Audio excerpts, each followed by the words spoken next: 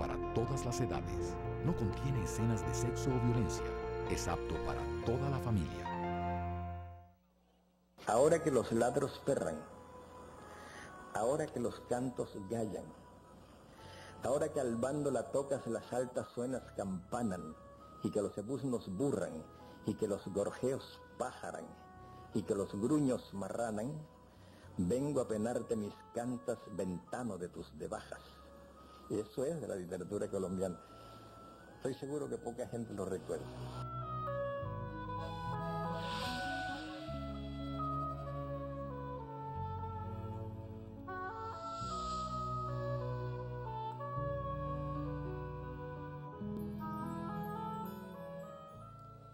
Hola, bienvenidos esta noche al anecdotario de Gabriel García Márquez. Desde el 17 de abril, Jueves Santo, Colombia le ha venido rindiendo homenaje a su hijo más ilustre, a Gabo para sus amigos, Gabito para sus familiares. Pero ya es Gabo para todo Colombia porque la cercanía con su obra y esa maravilla que nos regaló a todos sus lectores hacen que nos sintamos muy cercanos, como nos estamos sintiendo hoy aquí bajo esa mirada un poco socarrona de la derecha y abiertamente alegre de la izquierda, que lo retratan de cuerpo entero. He invitado para hablar de Gabo y de sus anécdotas a personas que lo han conocido, que han estado cercanas, que lo han admirado. Está aquí a mi derecha Lisandro Duque, director de cine. Está Miriam de García, la esposa de Gillo García Márquez, el hermano de Gabo y por lo tanto su cuñada, y el escritor y poeta José Luis Díaz Granados. Vamos a hablar y a recuperar un poco de anécdotas del Premio Nobel y de Gabo, en un tono alegre, porque si bien hay un manto de tristeza por su desaparición, desde luego, queremos recordarlo como él era, una fiesta. Era un hombre, un gran conversador, era un hombre alegre, era un hombre mamagallista, era un hombre vital. Entonces voy a empezar por ese lado, con José Luis Díaz Granados, para hablar un poco sobre esa poesía que hay en toda la obra de Gabo, por esa música, ese ritmo. Alguien dijo, no recuerdo ya quién, que 100 años de soledad es en un extenso poema de 450 páginas. ¿Cómo lo analiza usted desde ese punto de vista, ese libro maravilloso? Me parece que era un hombre que tenía tal obsesión por las palabras que, como se escuchó al principio del programa, comienza a recitar esa parodia que hace José Manuel Marroquín, de ahora que los ladros perran, que él le da mucha importancia en sus memorias de vivir para contarla. Era un hombre obsedido por las palabras y por la palabra, ¿no? A tal punto de que él quería en su adolescencia ser poeta, igual que José Eustacio Rivera, igual que Cervantes, igual que Faulkner, solo querían ser poetas. Con los años se dieron cuenta de que tenían más devoción, más vocación hacia la narrativa y entonces enfocaron su vida hacia allá. Pero la poesía fue algo que lo obsesionó siempre y dedicó su vida a la poesía, porque en las antologías, en muchas antologías de poesía está incluido algún fragmento de 100 años de soledad. Así siempre. es. Bueno, pocas personas saben también que el día que nació Gabo, que fue el 6 de marzo de 1927, a las 9 de la mañana, en la casa de sus abuelos en Aracataca, estaba cayendo un aguacero torrencial, que la partera se ofuscó tanto que Gabo nació con el cordón umbilical estrangulado y casi no llega a nacer. Le echaron ron y agua bendita por si acaso y lo bautizaron de afán con el nombre de Gabriel José de la Concordia, sin cura, pero cuando lo bautizaron 3 años después, nadie se acordó del tercer nombre. Por fortuna, tampoco nadie pensó en la tradición de ponerle a los niños el nombre del santo del día, porque en vez de Gabriel tendría que haberse llamado Olegario. Miriam, ¿cómo recuerda usted a Gabo, al Gabo familiar, al hermano de su marido, sobre quien escribió Gillo ese bellísimo libro tan completo, tan investigado, tan amoroso, que se llama Tras las claves de Melquíades?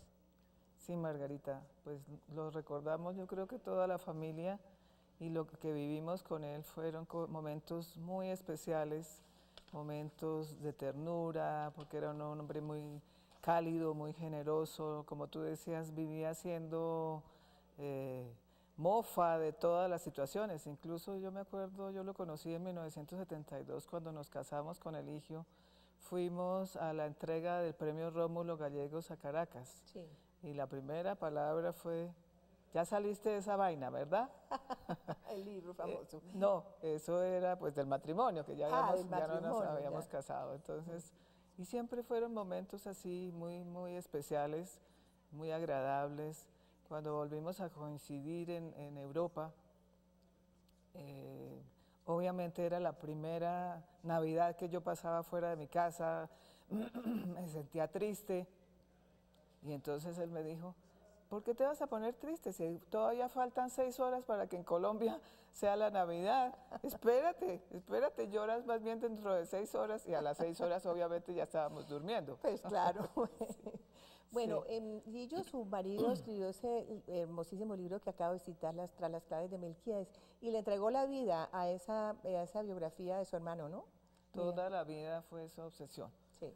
Estuvo investigando, entrevistando, conociendo los detalles, porque una cosa era haberlo vivido y otra ya poderlo plasmar y analizar y tomar la experiencia de la vida, pero también de todo lo que él conocía, cómo había sido esa creación de 100 años y el proceso ya de la edición, Sí. que fue muy importante. Viajamos a Buenos Aires a conocer la editorial, a hablar con las personas que estuvieron al frente de esa decisión maravillosa, porque eso fue una cosa muy importante para nosotros y para la responsabilidad literatura. para Gillo, claro. Sí.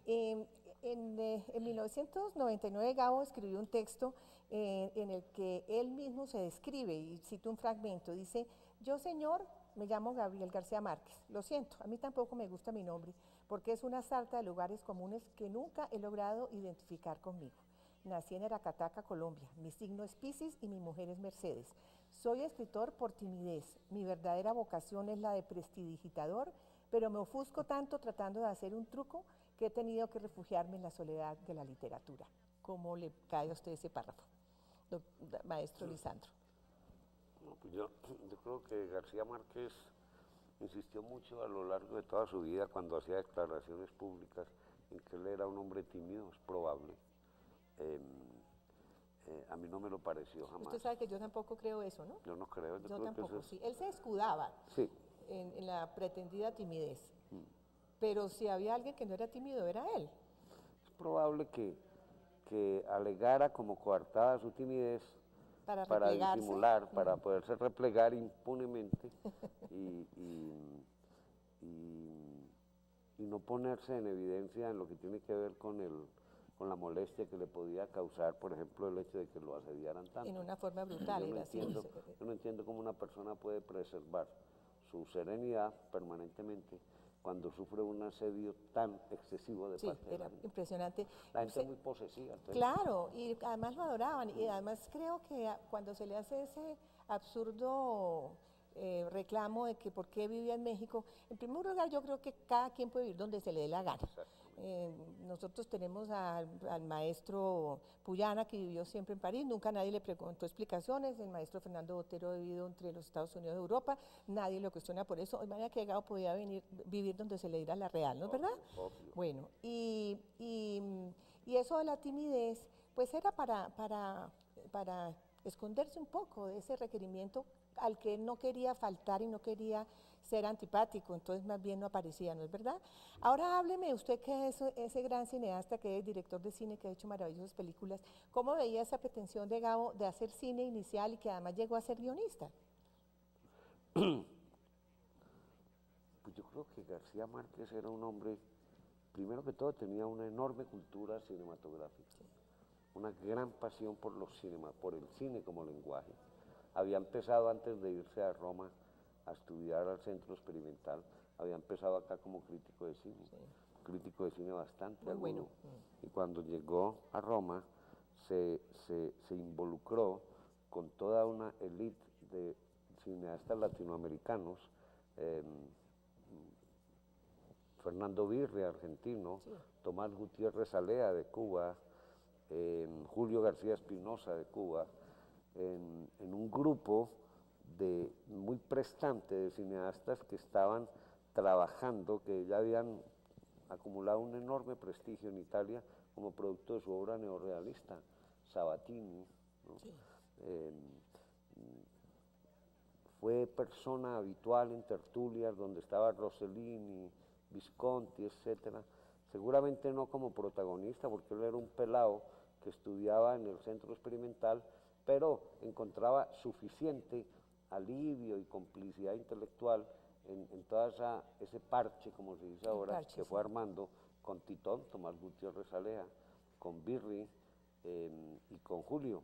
De hecho, eso fue lo que 30 años después, en el año 86, produjo que ese fuera el grupo fundador de la Escuela del Nuevo Cine Latinoamericano en San Antonio de los Baños. En Cuba, sí. Sí. Y a propósito de ese cine, también cuando estuve en México, que entró a conocer a los barbachanos famosos, donde conoció a Buñuel, donde hacía el guión, por ejemplo, del Gallo de Oro con Carlos Fuentes, también fue una experiencia muy maravillosa, porque... Donde actuó.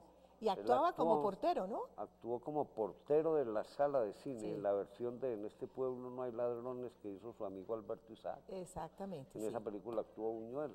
Esa película es una joya porque ahí actúa Buñuel, Rulfo, José Luis Cuevas. Imagínese. No, un tesoro, Es un, sí. un papelito pasando por el fondo Carlos Fuentes. Sí. Y Buñuel hace el papel de cura que echa un sermón ahí en la iglesia, en el púlpito. Sí. Sí. Pocos se resisten a figurar en el cine. Yo recuerdo cuando se hizo Quemada en Cartagena, que actuaron desde Obregón hasta todos los famosos de esa época, cartageneros y barranquilleros, porque pues eso Esa era la moda en Cartagena. Era la moda sí. en Cartagena, ¿no? Bueno, maestro Díaz Granados, ¿cuál es la obra que a usted más le gusta de García Márquez? Quitemos 100 años de soledad, porque 100 años de soledad es la gran triunfadora, es decir, es la que rompe con toda esa tradición de la novela latinoamericana y se sitúa pues en un modernismo y en el famoso realismo mágico, etcétera. Pero fuera de ella, ¿cuál es la que a usted más le llama la atención? La que a mí más me gusta y la que más he leído, releído, El otoño del patriarca, porque es como el emblema del Caribe, es un poema, es hecho incluso con los metros del modernismo de Rubén Darío, de Gutiérrez Nájera, de Silva, de Valencia, él lo hace deliberadamente, y es como una epopeya de los 500 años de la llegada de los españoles a América, que recoge, y lo estoy diciendo sin hipérbole, porque Gabo es a la altura de Homero, a la altura de Shakespeare, a la altura de Dante, de lo que hizo Dante con recoger toda la Edad Media en la Divina Comedia. Y Gabo lo hace de una manera, con una poética, con un simbolismo extraordinario, es decir, en la figura mítica del dictador, porque él decía que la única figura mítica de América Latina eran los dictadores, los déspotas. Lo hace de una manera admirable. A mí me parece, yo la releo y es una novela que se disfruta, se lee, se divierte uno, incluso hay claves de la vida de él. El mismo Gabo decía que era una autobiografía cifrada de él. Y eso correspondía a ese pacto famoso que hicieron varios escritores latinoamericanos de escribir sobre dictadores, pues La fiesta del chivo de Vargas Llosa, la que escribió el señor presidente de Asturias, en fin, ¿hacía parte de ese pacto? Pues en parte, sí, él tenía esa obsesión de cómo desentrañar los misterios y los secretos del poder. ¿No? Viendo a un general muy poderoso en la época de la dictadura de Pérez Jiménez, que después, 24 horas después, sale como un harapiento en el palacio de espaldas, muerto de miedo. El pacto que hicieron con los escritores del boom era escribir la vida novelada de ciertos dictadores latinoamericanos. A él le correspondía Tomás Cipriano de Mosquera, pero no se llevó a cabo. No se llevó a cabo pero como proyecto, pues propiamente, pero muchos escribieron sobre los muchos dictadores. Escribieron Roa Bastos, sí, y Roa Bastos, otro de ellos, sí. Miriam, el Gabo íntimo tenía una condición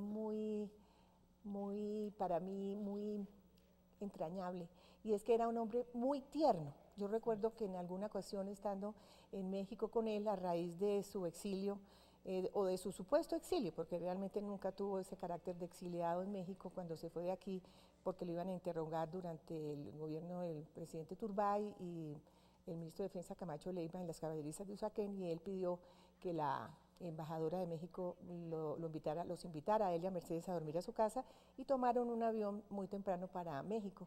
Yo era en esa época directora de Cromos, me fui con ellos en el avión y le hice a bordo de ese avión la primera entrevista en la que él contaba qué había pasado. Y recuerdo que en México, en alguna de las conversaciones posteriores, me decía con una gran añoranza que él adoraba a sus hijos, pero que le hubiera encantado tener una hija mujer para consentirla y para perderla de puro consentimiento. Era muy tierno, ¿no es verdad? Sí, sí, sí. Toda la familia yo creo que recuerda esos momentos en que él se manifestaba tal como era, no tenía ninguna aprensión, ninguna preocupación, y entonces él era así. Pero él tuvo varias hijas, porque él adoptaba las hijas de sus amigos. Las hijas de sus amigos y conocemos precisamente de Patricia Cepeda, de Katia González, sí, y de Alejandra Barcha, que fue su hija. Desde luego que sí, siquiera usted trae a cuento esto porque sí. Precisamente tenemos en este momento el testimonio de Tita Manotas, esposa de Álvaro Cepeda Zamudio, el nene Cepeda, el cabellón Cepeda, que fue su gran amigo desaparecido pues muy prematuramente, lo cual significó un gran golpe para él. Y Gabo era el padre adoptivo de la hija de ellos, de Patricia. Vamos a escuchar a Tita. Hay muchas cosas cuando Gabito se oculta definitivamente, él remueve muchas cosas. A mí particularmente,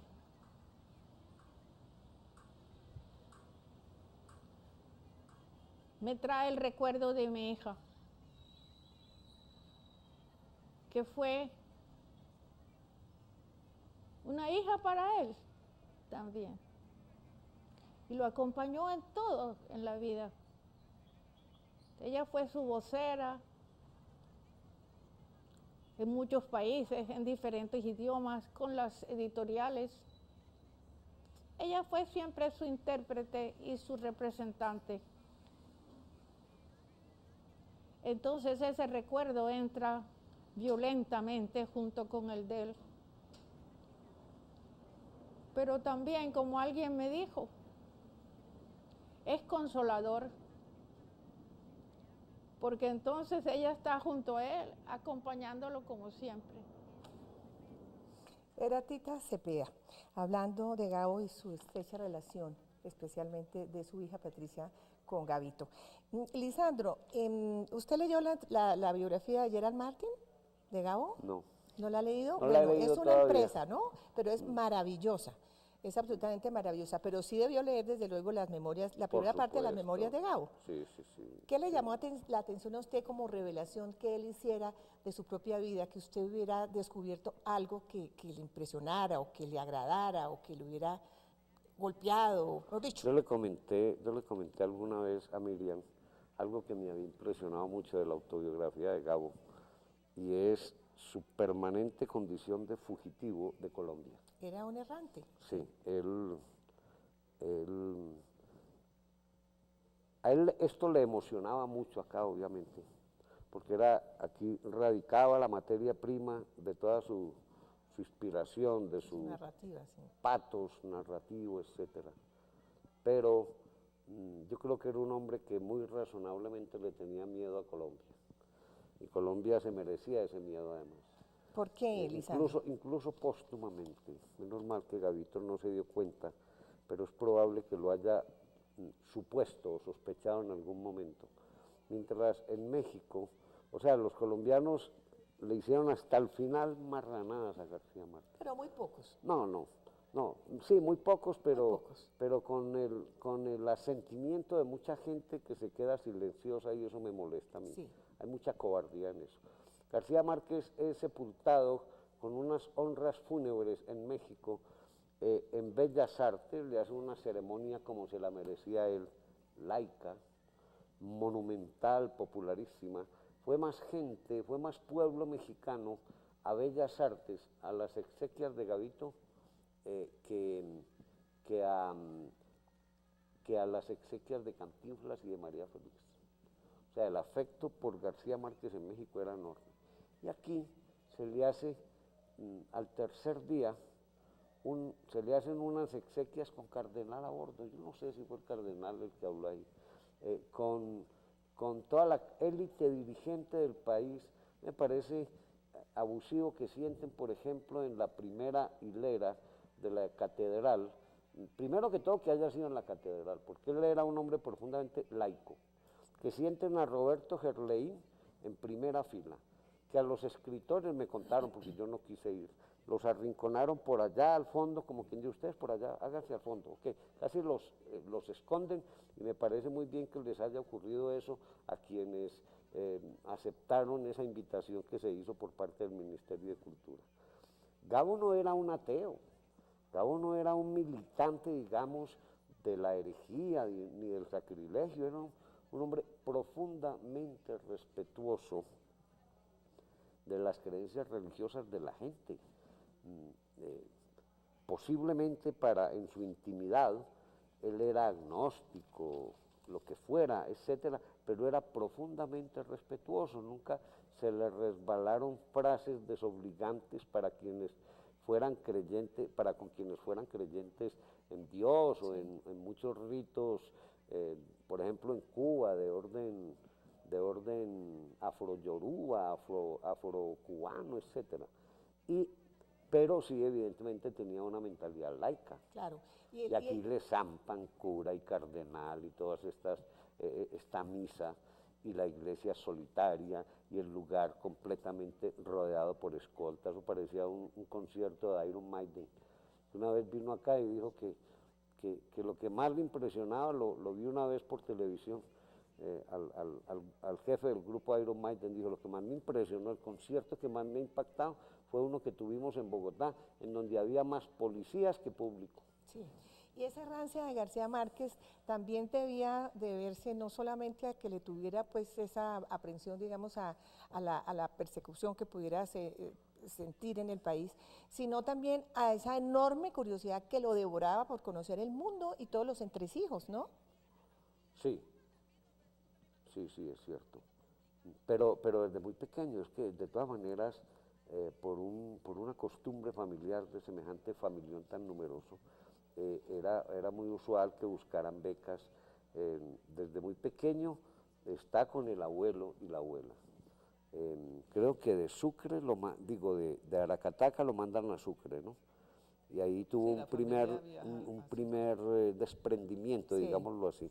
Ellos que son de la familia conocen mejor eso, pero eso está también en Vivir para Contarla. Después se viene a Zipaquirá y está 4 o 5 años sin ir a Barranquilla. Después va donde la familia y se coloca en el Heraldo y después se viene para El Espectador, para Bogotá. Después de aquí se va para Europa.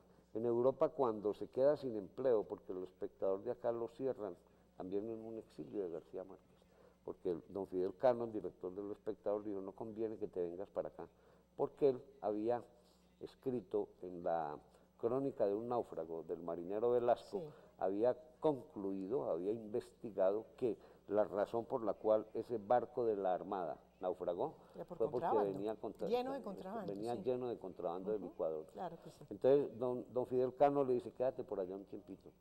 Y cierran el periódico, se queda vaciado, sin un peso, y se va para Roma a estudiar.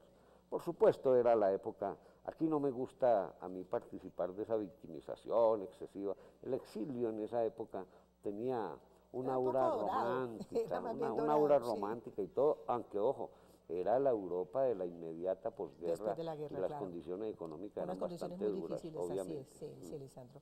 Hay otra faceta que tenía muchas, porque era muy versátil, maestro Díaz Granados, que es la del Gabo político, que también pues le critican que haya tenido una cercanía con Fidel Castro, decía que le gustaba, que lo atraía demasiado el poder, y uno piensa cómo hubiera podido escribir toda su obra, que tiene un gran trasfondo político, y cómo hubiera podido escribir El Otoño del Patriarca, si no hubiera estado en esos entresijos del poder y mirado a su alrededor cómo flotaba alrededor de todos esos personajes, esa cosa espesa que implica pues una dictadura y la política. ¿Cómo ve usted esa crítica que le hacen a Gabo?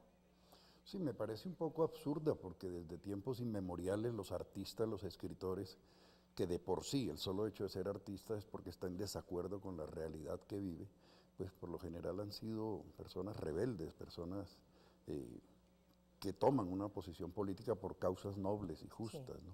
Gabo siempre fue un hombre de izquierda, eso sí, no se discute, nadie lo ha discutido. Desde muy joven su maestro en periodismo fue don Clemente Manuel Zavala, que era el secretario del Instituto Colombo Soviético. Sí. En aquella época, el mundo en la posguerra, antes del año 56, en que Khrushchev revelara los horrores del estalinismo, la gente que tenía ideales era estalinista. Picasso lo era, Chaplin, lo era Neruda, lo era, y aquí en Colombia, don Baldomero Sanín Cano. Es decir, y Gabo lo era, los jóvenes lo eran, con mucho entusiasmo. Después es el famoso viaje a Europa oriental, Sí. en que él siente desilusiones y hace del comunismo. Pero sí. al poco tiempo triunfa la Revolución Cubana y él se dio cuenta que era una apertura, era una utopía, una primavera de los Inicialmente, pueblos. ¿no? Todo sí. el mundo cayó en esa misma teoría y después muchos rectificaron. Gabo permaneció pues incólume, así como Julio Cortázar, que también apoyó la revolución hasta el día de su muerte, ¿no? Sí, no, y muchos, Oscar Niemeyer, el arquitecto, muchísimos. Y Gabo, además de esa adhesión política que fue muy sincera y al sandinismo, él tomó partido contra el golpe de Chile, de Pinochet y la guerra de Vietnam. Además, había una identidad intelectual y caribeña con Fidel, eran contemporáneos. Fidel alguna vez dijo, Virán es mi Aracataca, los pueblos eran muy parecidos. Yo he visto fotos y videos de la madre de Fidel Castro, doña Lina Ruz, y es físicamente exacta a Luisa Santiaga. Es decir, hay muchos parecidos, una familia llena de hermanas, ¿no? Se crió mucho entre Entonces, mujeres, mucho, era una barbaridad la influencia que tuvieron las mujeres en su crianza y en su vida. Una identidad caribe muy similar. Y a propósito ¿no? de eso, pero quería preguntarle a Miriam sobre esa familia tan numerosa de la que usted también, pues obviamente formó parte a través de Gillo. Era muy pendiente de la familia, era un hombre preocupado por sus hermanos, era un hombre que veía en alguna forma si se necesitaba por sus sobrinos. Mucho, Sí. mucho. Era, pues, yo creo que eso es desconocido, como también la parte política en el sentido de toda la intercesión, dijéramos, que él hace sin que se conociera. Para sacar presos políticos de Cuba, muchos sin que se supiera. Distintas ayudas, concertar reuniones, que nunca se conoció, o sea, a él le gustaba era trabajar como detrás. Sí.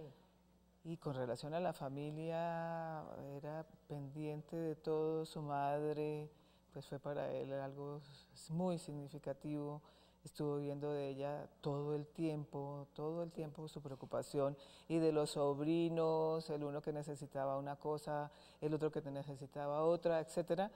Eso era permanentemente, él nunca se desligó de su familia, él siempre estuvo ahí, y con Eligio pues fue como el padre para Eligio. Exactamente, y así lo sentía el uno y el otro, ¿no? Sí, para cerrar esta primera parte del programa, porque mañana hay una segunda parte a la cual los invitamos, yo tengo una anécdota con él muy divertida, y es que precisamente en Quemada, en ese bar que pusieron a raíz de la filmación de la película ya, estábamos una noche ahí de parranda un poco y de tragos, y estaba él, la gente se fue yendo, yo me quedé con mi marido y con él hasta altas horas de la madrugada, porque era interminable cuando se ponía a conversar. A las 5 de la mañana todo el mundo estaba transido de hambre, entonces dice, vamos a almorzar donde Luisa Santiago.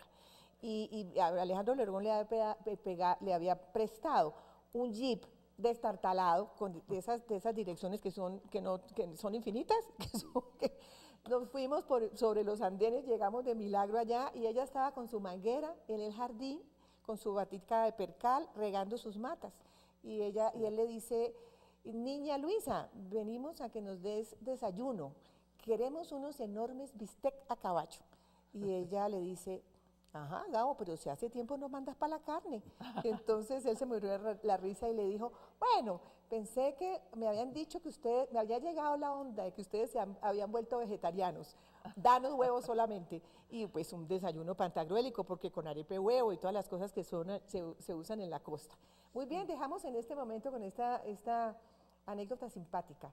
Y como dije hace un momento, los invitamos para la próxima edición de este programa, mañana a la misma hora.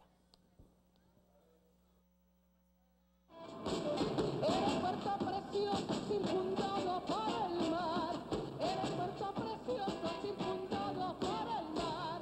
Tus mañanas son tan bellas y claras como el cristal. Viejo fue Guaracataca, pedacito de Colombia, tierra donde yo nací.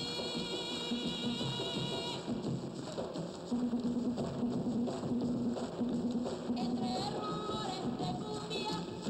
Ahora que los ladros perran, ahora que los cantos gallan, ahora que al bando la tocas las altas suenas campanan, y que los ebusnos burran, y que los gorjeos pájaran, y que los gruños marranan, vengo a penarte mis cantas ventano de tus debajas. Eso es de la literatura colombiana. Estoy seguro que poca gente lo recuerda.